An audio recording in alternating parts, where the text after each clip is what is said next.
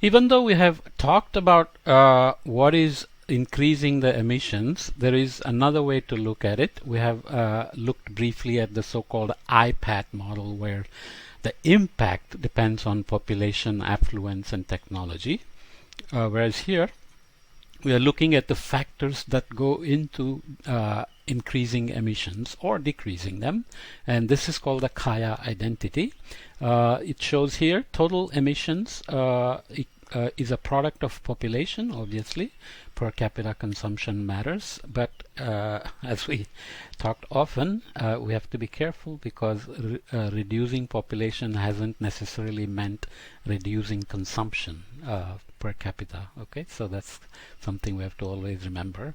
Times CO2 emissions per person, and the CO2 emissions per person obviously goes into the iPad kind of model, where income or affluence, so goods and services per person measured in dollars, times technology, which is part of the iPad as well. And the technology includes energy intensity, so energy consumed per dollar in producing the emission for the product. Let's say you're buying an iPhone. That's the technology that you are interested in.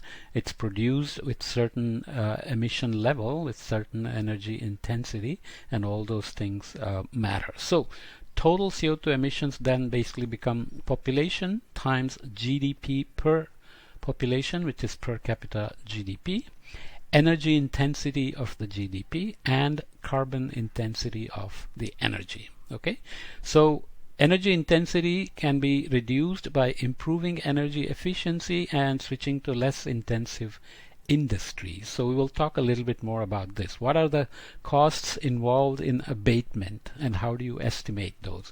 And are the industries interested in telling the government the costs of abating their emissions? Okay, and so on. Carbon intensity can be reduced by switching to renewables, obvious, switching to nuclear energy, substituting gas for coal. So that's a partial offset, because natural gas is much less carbon intensive than coal, but it still emits carbon. Capturing and storing fossil fuel, CCS, carbon capture and sequestration. But is the technology there? Is it scalable? Is it economic? Is it carbon neutral? And so on and so forth. Okay. So if you look at the contributors to the Kaya identity in terms of driving the emissions over time, let's say from 1960 onwards, this is where economies began to explode, as I have mentioned before. I love mentioning Victor Lebo, who was a retail salesperson who wrote a very short paper saying, if economies have to grow all the time, they must build things that don't last so that people buy them again and again. And this is how the economy has grown, right? So here is the increase in percentage of each of these things. CO2 emissions, we know they have increased by more than 250%. GDP per capita has increased, which is a good thing, right? You want everybody to be well off. Population has increased, fertility rates have dropped, but population increases because we had a huge population building up, and it takes time to drop even after fertility rates drop. But there are specific places where the fertility rates have dropped below replacement level, which means each couple is not replacing itself in terms of future generations. Okay, carbon intensity per energy has dropped overall, globally speaking, and energy intensity of GDP has also dropped over time. This is good news, but it is more than compensated by the increase in GDP per capita and population. But again, you have to stratify the population by who is consuming. And that you can see here. Okay, so this is GDP per capita. We saw another form of this where we looked at the Human Development Index and environmental footprint. This is kind of an equivalent, which shows that way up here in the top right quadrant you have rich countries like UAE, US, Singapore, Norway, Ireland, etc. China is here, India is here, and then oops, you have all the poor countries down here. So what if these countries want to move here?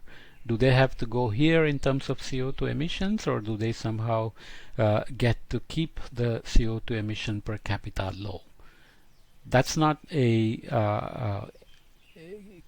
enough for a country like Niger or Mali or Liberia, Mozambique and so on to do on their own.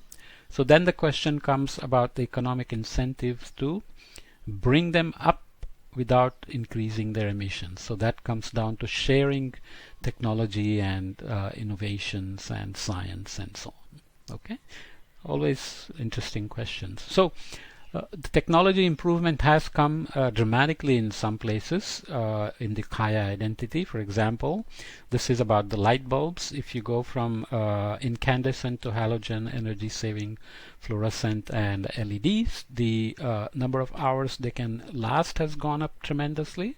Here 50,000 hours from 10,000 from just a couple of hundred to more than 50,000, and efficiency of lighting technology in terms of lumens of light you get per watt of energy consumed has also gone up tremendously. Right? I think this LED inventor won the Nobel Prize, the Japanese guy, last year or the year before, if I remember right. Okay, so technology is obviously making it possible for us to have a better lifestyle, increase per capita GDP without increasing emissions. But the caveat, of course, is that the emissions have continued to increase more than 250% CO2.